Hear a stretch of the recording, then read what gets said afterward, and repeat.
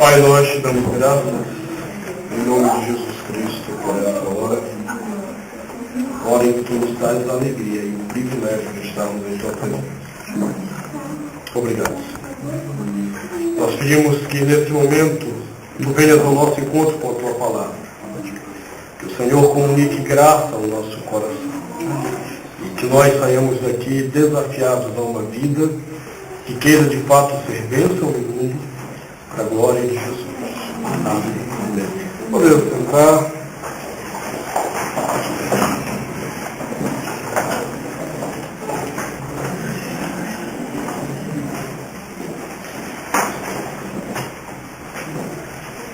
Numa certa ocasião, o Senhor Jesus contou uma história.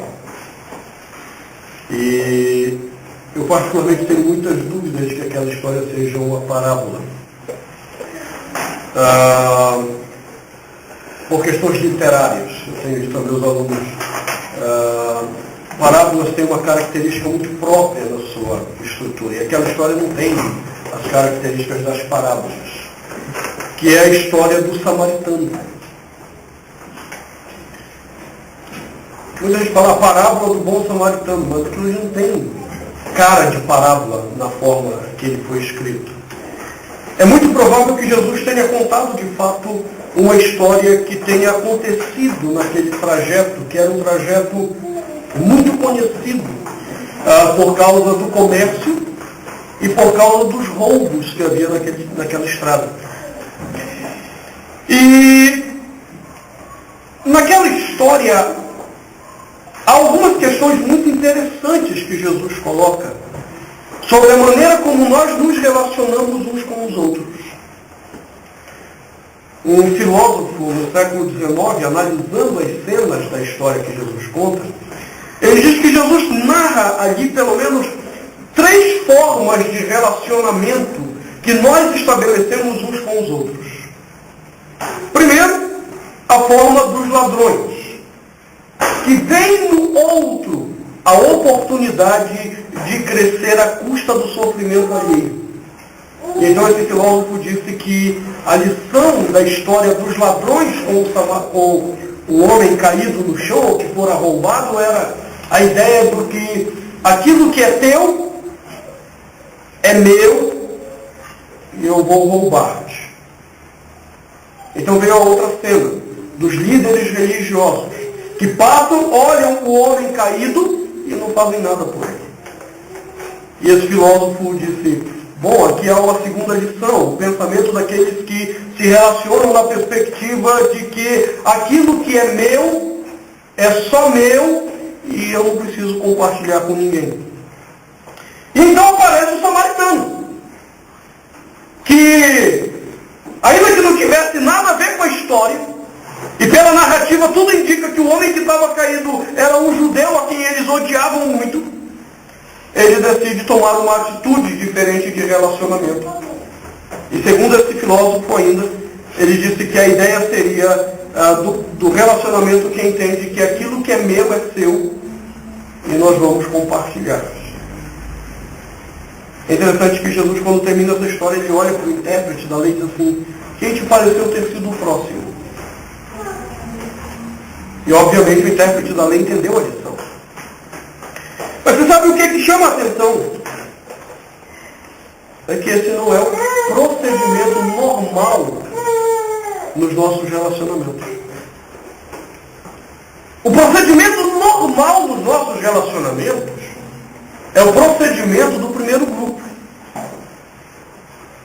Aqueles que entendem que aquilo que o outro tem deveria ser meu também. E que não há nada de errado em explorá-lo. Não há nada de errado em tirar dele aquilo que ele tem. E é essa cena que nós nos deparamos nesse capítulo 14 de Gênesis. Se você ler desde o versículo 1 do capítulo 14, nós fizemos um recorte aqui para facilitar o entendimento e até mesmo a leitura para não ser extensa. Você vai lembrar que Ló tinha optado ir para uma terra muito boa. Uma terra próspera, uma terra rica. O que Ló não atentou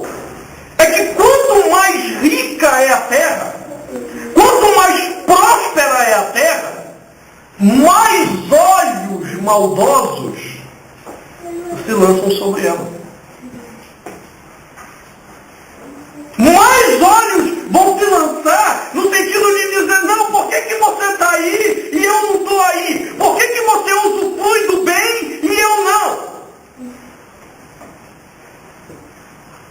E não deu outra. 4 reis poderosos se levantaram e se uniram para oprimir aquela terra. Observe que no versículo 4 diz que durante 12 anos, 5 reis daquela região de Sodoma e Gomorra haviam servido a um rei chamado Quedorlaomer, mas eles decidiram se rebelar. Porque a terra deles era boa, a terra deles era próspera, e eram eles que davam sustentação a um rei vagabundo, tirano. Não é diferente de hoje. Quando muita gente está dando sustentação para um monte de vagabundo, tirano, déspota, não é diferente. Só que depois de 12 anos, esses reis disseram, não, chega. Chega.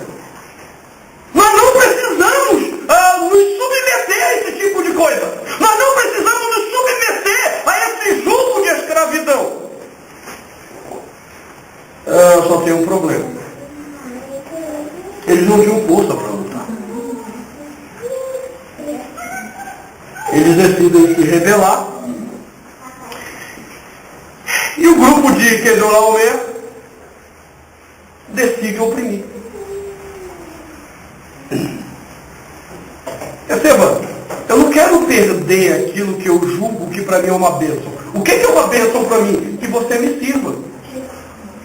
O que é bênção para mim? Que você esteja oprimido, sustentando aquilo que eu quero, aquilo que eu acho que é bom. Então eles vieram com fúria. E no meio dessa fúria, quando eles derrotam os 5 reis que se rebelaram, adivinha quem está no meio? Ló. Ló que achou que a terra ia ser boa. Ló que achou, rapaz, agora eu dei uma dentro, o negócio agora vai ser bom. Puxa, peguei uma terra boa, uma terra próspera, eu já sou rico agora, então vou ficar milionário. E aí, de repente, a história mudou para Ló. E lá está Ló, agora cativo, aprisionado. Cresceu o olho, não teve humildade na hora da escolha dele, deixou o olho ser gordo demais e não viu os riscos da escolha dele. Não prestou atenção que para onde ele estava indo era uma terra de escravidão. E agora ele está sentindo isso na pele. Esse Abrão, que ainda não tinha seu nome mudado para Abraão, ele então vai nos ensinar uma 5ª lição. Como ser bênção na vida de alguém. Temos aprendido que para ser bênção é necessário ruptura cultural, é necessário acolhimento do outro, é necessário assumir as responsabilidades ainda que em prejuízo próprio, é necessário ser pacificador nos nossos conflitos. Mas esse Abraão agora vai nos ensinar uma 5ª lição do que é ser bênção dentro desse contexto. Ser bênção é ser um promotor da libertação dos oprimidos. Preste atenção porque isso agora vai um pouquinho além de dar bênção a alguém. Quem quer ser bênção na vida do outro tem que ser promotor da libertação de qualquer forma de opressão. E é aqui que nós, às vezes, perdemos a oportunidade de ser bênção para nos contentarmos em sermos abençoadores. Estava lá o homem caído no chão, o samaritano. Ele poderia simplesmente ir lá, pensar as feridas, passar o óleozinho, dar uma reanimada no cara e ó, já te reanimei, estou indo embora, te vira agora. Mas a postura dele não foi essa. Ele foi lá, reanimou o cara, tratou primeiro das feridas, colocou o cara no animal dele, levou para uma hospedaria, pagou o tempo que o cara ia ficar lá, deixou dinheiro extra para o dono dizendo, olha, se quando eu voltar e tiver isso aqui o dinheiro, se ele gastar mais, eu pago quando eu passar por aqui de novo. Você está entendendo o que aconteceu? Ele pega um homem oprimido, um homem que foi desgraçadamente assaltado pelo egoísmo humano, e ele vai tratar para restaurar integralmente a vida desse homem. Tão diferente de nós quando nós passamos no semáforo. E às vezes as pessoas nos pedem uma ajuda. E nós nos fechamos até para dar uma ajuda simples. Percebe? Você não está sendo promotor de nenhuma libertação de opressão. Mas o que é duro é que às vezes você se fechou para dar uma simples ajuda, quanto mais promover libertação na vida de alguém. Ora, Abraão poderia, quando chegam e contam para ele que Ló tinha sido preso, Abraão poderia dizer, rapaz, eu sabia que aquela terra lá só tinha aparência de ser boa. Sabia que Ló estava fazendo besteira. Ou se ele fosse um homem mais duro, né? Bem feito, aí, viu? Que está ganancioso, quis crescer o olho, aí o que aconteceu? Toma, prendeu agora. Abraão poderia ter inventado um monte de coisa e ainda tripudiar a desgraça do sobrinho por causa da sua ambição. O que é que Abraão fez? Diz o texto que quando ele soube que Ló estava preso, ele mandou sair, ou ele selecionou 318 homens dos mais capazes. O que ele tinha de melhor, de guerreiros no seu grupo, ele seleciona para trazer libertação ao seu sobrinho. Você está entendendo o que é isso? Deixa eu tentar colocar de outra forma para você entender. Enquanto os outros, os melhores homens que eu tenho, estiverem guerreando pela libertação de Ló, quem vai cuidar da minha casa?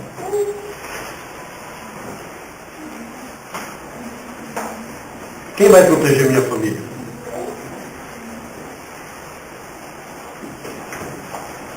Você está entendendo agora? Abraão pega o que ele tem de melhor para socorrer o oprimido. E não é para socorrer, para levar aguinha, comidinha, não. É para trazer a libertação desse homem de novo. A pergunta é, desde quando nós estamos interessados em promover libertação? Desde quando nós nos envolvemos com a libertação das opressões? Às vezes nós vemos conflitos próximos a nós nem nos metemos.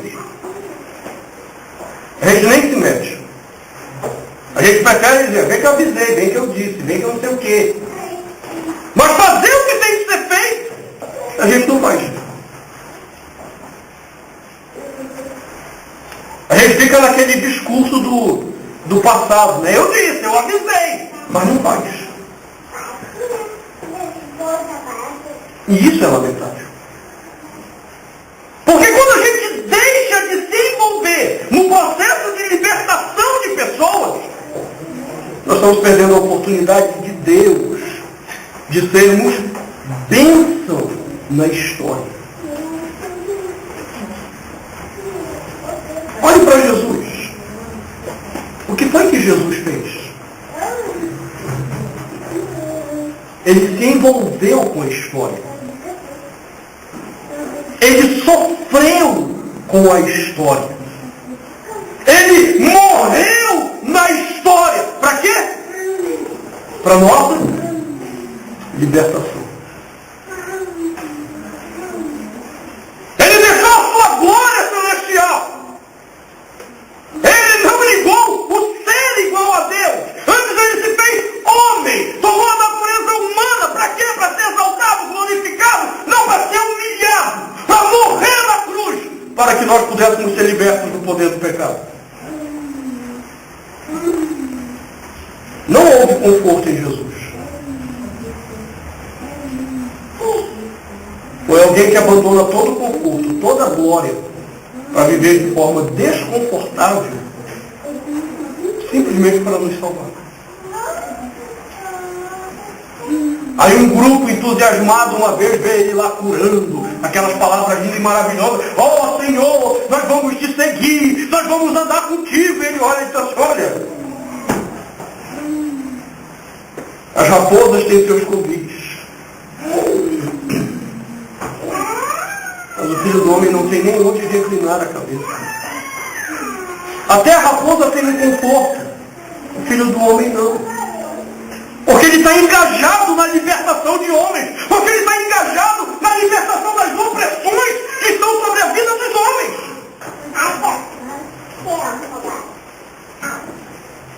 Abraão ele é uma bênção porque ele vai lá para promover libertação.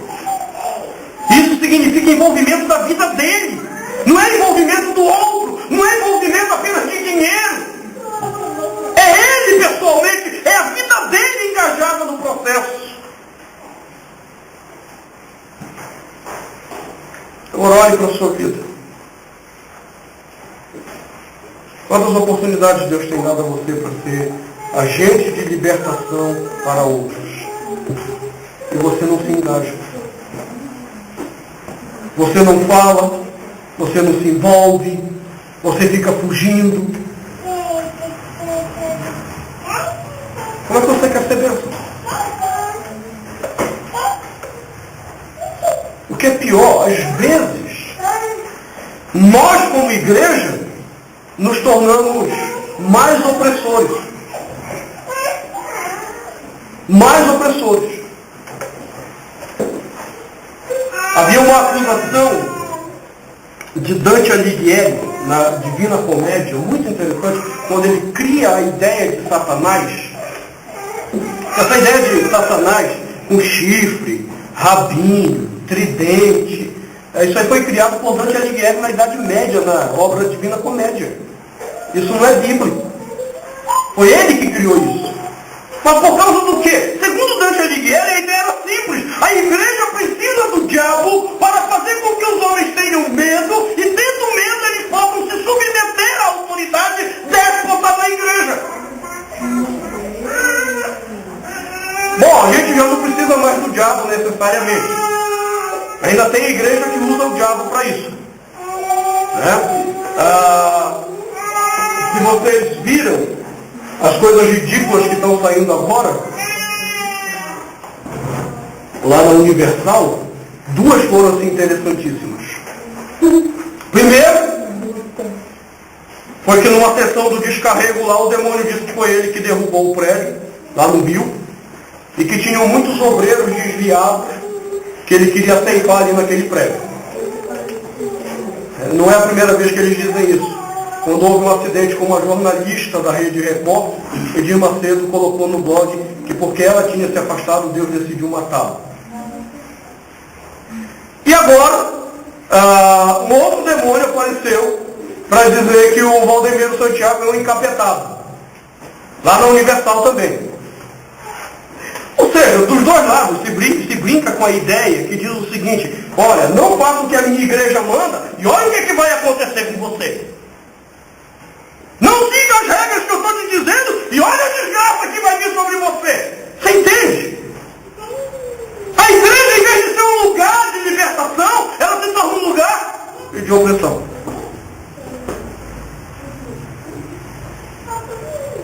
Não, irmãos. Quando somos bênção na vida de alguém, Nós ensinamos essas pessoas a serem livres em Jesus. A terem liberdade em Jesus. E não serem pessoas oprimidas. Bom, e quanto isso vai custar? Bom, vai custar o meu envolvimento nessa história toda. Vai custar a minha vida nesse processo todo. Mas eu quero ser bênção na vida de alguém. E para ser bênção, eu tenho que acreditar que é a libertação da opressão que manifestará a graça de Deus e glória de Deus na vida daquela pessoa.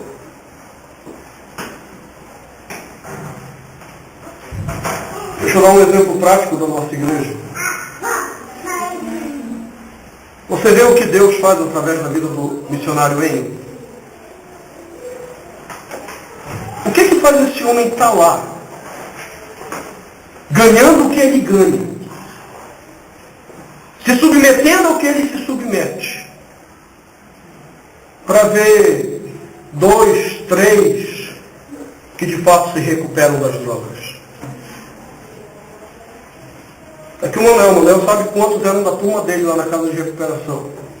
Ali Paulinho sabe quantos eram da turma dele na casa de recuperação. Quantos de fato se recuperaram?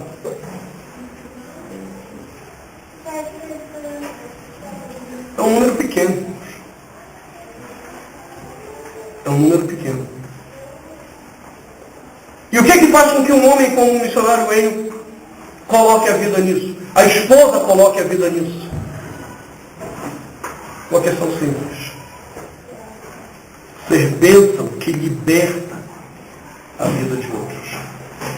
Ser bênção que quebra o jugo de opressão que está sobre a vida de outros. Às vezes eu não estou preocupado com isso nem na nossa casa. Quanto mais com o mundo. Quanto mais com o que está à nossa volta. Às vezes nós estamos tão imbuídos do pensamento religioso de que o que é meu, deixa eu cuidar de mim, cada um cuide da sua vida, cada um se vire com o seu problema, que nós nos esquecemos que isso é egoísmo da nossa parte. E todo o egoísmo ele é pecaminoso. Todo o egoísmo é pecaminoso. Ou eu envolvo a minha vida na libertação e transformação de pessoas, ou esqueça, eu nunca vou ser bênção.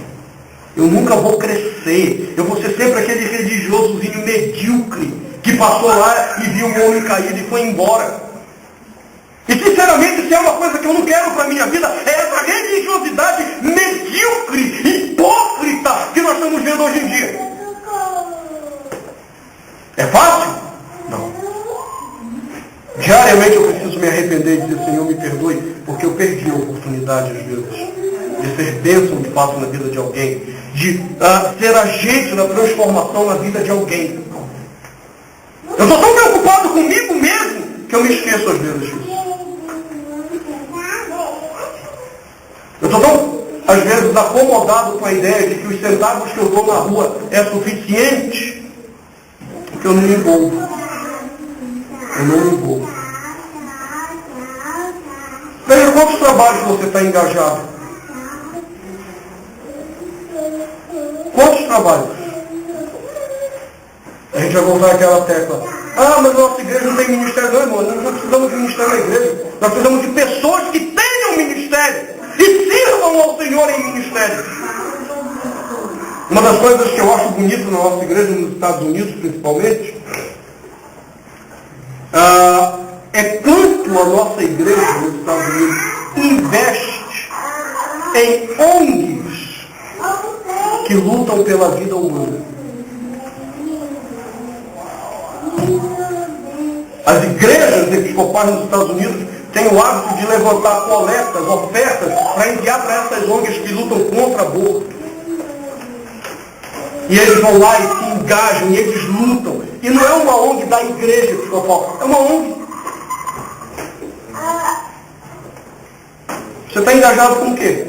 Você está esperando que a gente crie ministério para você se dizer, agora eu estou engajado em alguma coisa. Não, você não precisa disso. Se você quer ser bênção, você se engaja, você faz, você participa no mundo e dá testemunho no mundo da glória de Deus, do amor de Deus, que liberta, transforma,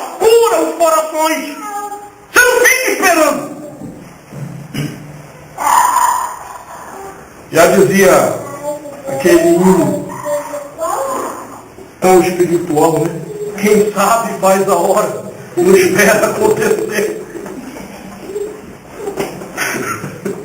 Mas essa é uma verdade para aqueles que querem ser agentes de transformação do reino de Deus.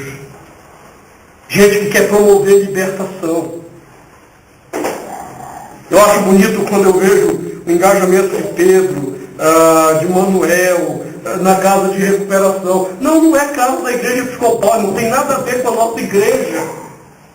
Mas se Deus chamou, eu vou lá, eu vou fazer lá. Isso não é uma questão denominacional, é uma questão de reino. Pelo amor de Deus, entendamos isso. É uma questão de reino de Deus.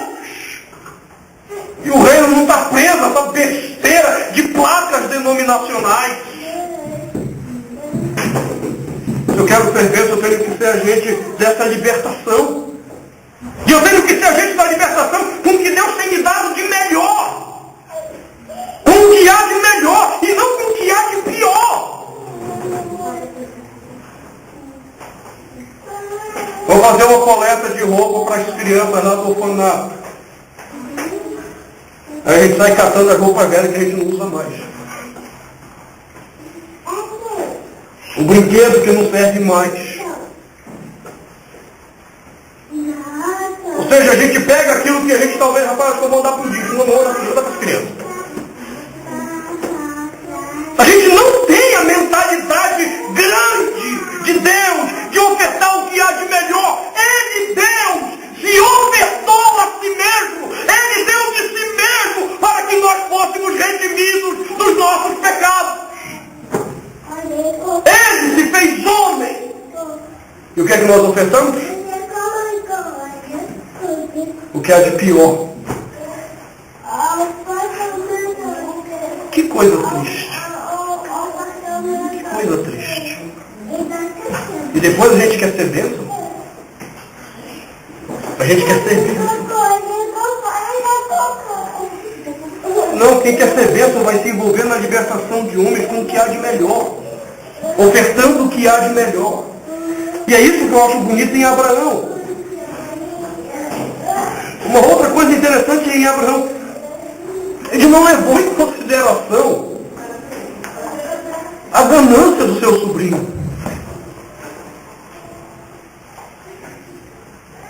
Às vezes a gente se cerca de desculpas para não ter que abençoar o outro, para não promover a libertação do outro. Foi ele que procurou, ele que se lasque mesmo, ele que vai para o inferno. Não, ninguém colocou a droga na boca dele, ele que foi e procurou. Às vezes a gente se cerca de desculpas para não se envolver. Abraão tinha desculpa para dar. Abraão tinha. E ele levou em consideração isso? Não. Ele levou a ofensa daquele ato? Não. Porque sendo ele o tutor de Ló, quando Ló escolheu a melhor terra, aquilo era uma ofensa. Ló era mais novo. Para poder pensar, não, rapaz, meu tio aí já está com uma certa idade, deixa ele ficar com a terra melhor, eu vou para a terra pior, eu ainda tenho força, eu tenho homens que trabalham para mim. Não, ele foi ganancioso mesmo e ofendeu a casa do seu tio. E Abraão levou isso em consideração? Não. Quando o filho pródigo chega para o pai e diz, olha, antecipa aí logo a minha parte da herança. Isso é uma ofensa! Na cultura deles, é a mesma coisa que dizer, o Senhor para mim morreu, então me dá logo a minha parte. E o infeliz vai, apronta toda, cai na gandaia, aí vem a desgraça sobre ele. Aí ele pensa, pronto, agora eu vou voltar para meu pai vai descer a chibata em mim. Estou lascado. Mas eu vou voltar, não tem jeito, porque senão eu vou ficar comendo bolota de porco aqui. Aí eu vou chegar lá todo piedoso, pai, pequei e tal. E aí ele está se aproximando, o pai olha de longe, e o pai enche-se de alegria, porque o filho está voltando. pai se preocupou com a ofensa? Não. O pai se encheu de alegria por causa de um filho arrependido. Aí a gente se enche de desculpa tola. Principalmente se tiver uma ofensazinha no meio, pronto. Essa ofensazinha é suficiente para eu não querer também promover nada de libertação na vida do outro, nada de cura na vida do outro, nada de bênção na vida do outro, porque ele me ofendeu. Eu não sei o caminho do perdão, eu não sei o caminho da misericórdia, eu só sei o caminho do olho por olho, dentro por dentro. Fez por mim, eu faço por ti. Não fez, eu também não faço. E ainda tem que se deixou te arrependo ainda, cara. A gente aprendeu esse caminho, mas não é esse caminho de Deus para a nossa vida. O Senhor Jesus disse que eu tenho que amar o meu inimigo. Você entende isso? Eu nunca vou morrer de amor pelos meus inimigos. Porque eles me fazem mal. Nunca vou ter aqueles sentimentos, oh, meu inimigo, vem cá. Mas o que Cristo está dizendo é que se houver a necessidade de agir em favor até do meu inimigo, pois eu agirei. Eu vou contra todas as picuinhas, eu vou contra toda a opressão. Para promover libertação.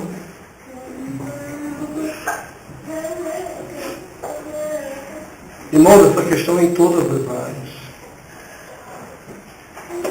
Nós estamos vendo na escola agora a questão do bullying. Quantas crianças são oprimidas por essa questão de bullying? E em vez de pais instruírem seus filhos que isso é pecado, não, a gente ainda incentiva. Ainda incentiva. Com palavras ofensivas, com apelidos, que denigrem a imagem do outro. Em vez de a gente promover libertação, a gente gera mais opressão. Mais opressão. E nos enchemos de razões para justificar a nossa pecaminosidade. Ser bênção é ser um promotor de libertação. Libertação para o outro. Não importa o que o outro fez contra mim. Deus quer que eu haja pelo bem de todos. Pelo bem de todos. Deus quer que eu sirva a todos.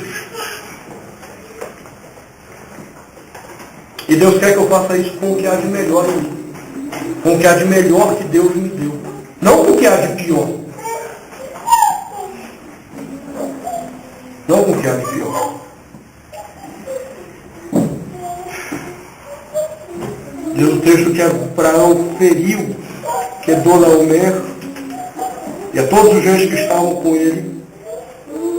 E quando ele fez isso, o rei de Sodoma foi ao encontro de Abraão. Você sabe o que é interessante agora?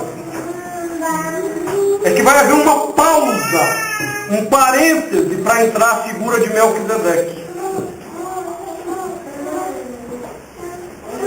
E isso aqui comunica então uma nova lição. Uma nova lição. Uma lição que vai nos trazer a ideia de que ser bênção é compreender que tudo é do Senhor. Vem do Senhor e volta-se para o Senhor. É interessante que isso venha depois de um contexto de libertação. Porque só homens libertos e que promovem libertação podem compreender essas coisas. Homens que oprimem os seus semelhantes jamais compreenderão o que Abraão vai fazer agora, a partir do versículo 18. Que Deus nos conceda graça para entendermos isso essa noite. Se queremos ser bênção, temos que ser agentes de libertação. Promotores de libertação na vida dos outros. E isso envolve você, a sua vida como um todo. Os que oprimem estão muito longe de espelharem a glória de Deus na sua vida.